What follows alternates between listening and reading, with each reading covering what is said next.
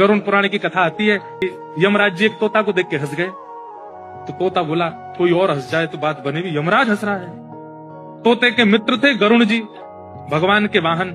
तो अपनी पहुंच लगाते हैं ना लोग, जब संकट में आते हैं तो अपनी पहुंच लगाते हैं, जैक लगाते हैं, हाथ पांव फड़ाते हैं। गरुण जी को कहा कि भैया तुम कैसे भी एक काम करवा दो। बोले क्या?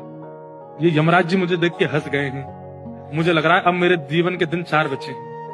तुम कैसे भी भगवान से कहकर के मेरी जो जीवन अवधि है उसको बढ़वा दो, क्योंकि मुझे पता है कि ये यमराज जी तभी हंसते हैं जब किसी को उठाना होता है। गरुण जी बोले भगवान से बाद में बात करूंगा, पहले तुम मेरे पास आओ, बैठो मेरी कमर पे।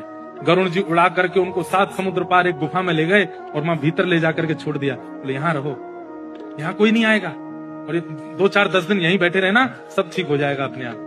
और मैं जाके भगवान, मैं यमराज जी से बात करता हूँ, भगवान को छोटे काम के लिए क्यों बोलना, मेरी पहुंच तो सब जगह है। मैं भी रसातल में जाके यमराज जी से कहता हूँ तुझको नहीं लेके जाएंगे, ठीक है? तोता बड़ा खुश हुआ, बहुत बढ़िया है, मैं यहीं रह लूंगा 4-5 दिन। यमराज जी के पास गए सीधे गरुण जी। गरुण जी तो भगवान के वाहन है, सब खड़े होते हैं, उनको देख के यमराज जी बोले आइए आइए। कैसे आए?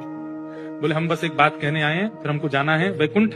हमारा एक मित्र है तोता, वहां का, उसका ये नाम है। बोले अच्छा, तुम उसको देख के हंस गए थे परसों, क्यों हंसे थे? कोई योजना बन रही हो तो मत बनाना।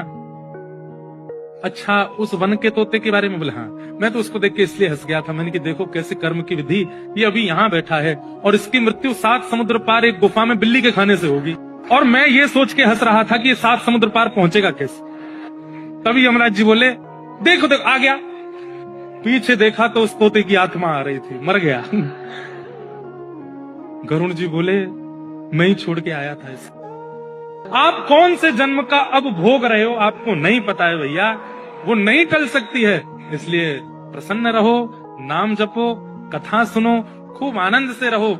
इस बात का दोष मत दिया करो कि हम इतना अच्छा अच्छा करते हैं, हमारे साथ बुरा क्यों होता है।